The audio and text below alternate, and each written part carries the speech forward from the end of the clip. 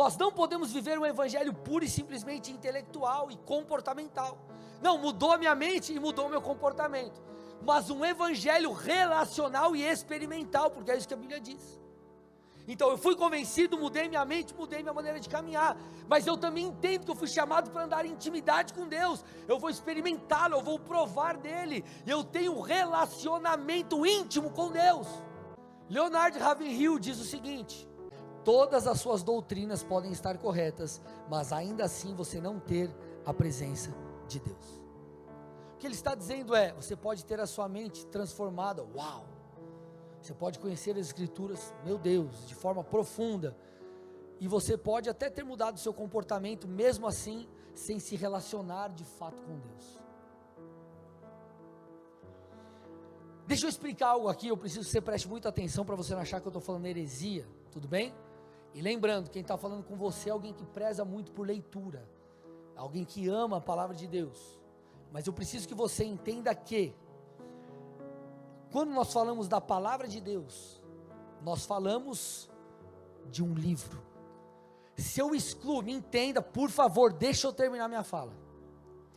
Se eu excluo a relação pessoal, se eu excluo o falar do Espírito comigo, através inclusive da Bíblia, eu nego o fator Espírito Santo.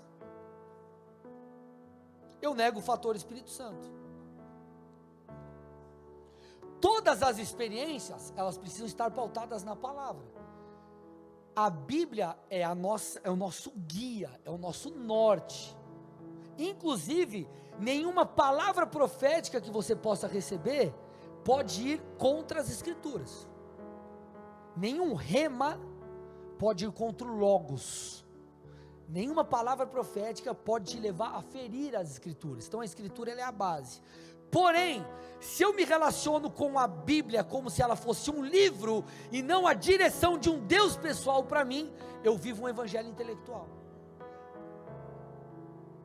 Sendo que eu deveria ler a palavra como quem está assim: Senhor, o que o Senhor quer falar comigo?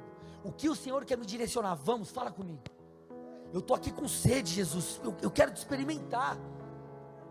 E não como simplesmente um livro de regras ou qualquer outra coisa parecida. Porque o evangelho, a vida com Deus, o nosso Senhor, ele precisa ser experimentado. Então é um Deus que fala com você. Se é para Jesus tem que ser forte, gente, vamos lá.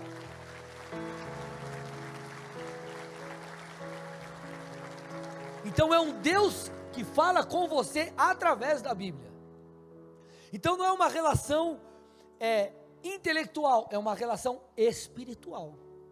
E é uma relação íntima, que envolve experiências. O apóstolo Paulo falou sobre a renovação de mente. O apóstolo Paulo trouxe preciosas doutrinas e fundamentos para nós. Para mim, depois de Jesus, ele é o cara na Bíblia. Para mim, Paulo é sinistro.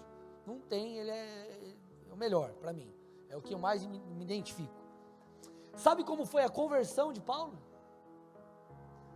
Não foi uma conversão pura e simplesmente racional, apenas alguém chegou e falou alguma coisa e ele, entendi, se converteu. Vamos lá, Atos 9, 1-6. Saulo, respirando ainda ameaças e morte contra os discípulos do Senhor, dirigiu-se ao sumo sacerdote e lhe pediu cartas para a sinagoga de Damasco, a fim de que, caso achasse alguns que eram do caminho, tanto homens como mulheres, os levassem preso para Jerusalém. Ponto, para aí. Paulo, perseguia cristãos, e ele estava indo para Damasco para justamente perseguir aqueles que faziam parte do caminho. Que é o caminho? Os crentes, os evangélicos, esses daí. Então ele estava indo para perseguir.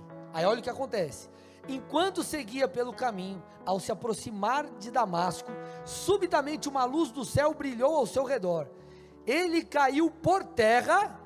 Olha lá, já uma base bíblica para aqueles que falam, o cara cai na unção, nada a ver essas coisas. Paulo caiu, então vai reclamar com ele, está aqui.